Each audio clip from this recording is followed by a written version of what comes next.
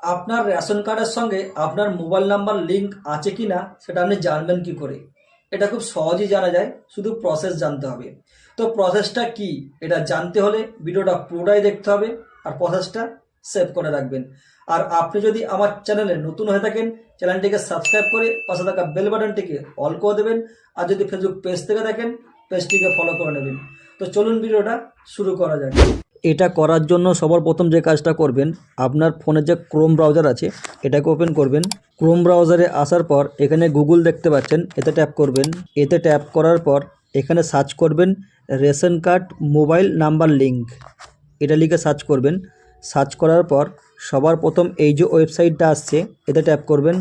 এটা ট্যাপ করার পর এখানে এই যে বক্সটা দেখতে পাচ্ছেন, এখানে আপনার রেশন কার্ডের নাম্বারটা লিখবেন।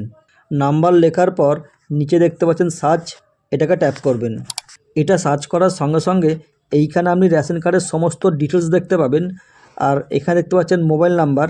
যদি আপনার রেশন কার্ডের সঙ্গে মোবাইল নাম্বার লিঙ্ক করা থাকে তাহলে আপনি এখানটা করে আপনার মোবাইল নাম্বারটা দেখতে পাবেন। যদি মোবাইল নাম্বার লিঙ্ক করা না থাকে তাহলে এই জায়গাটা ব্ল্যাঙ্ক দেখাবে।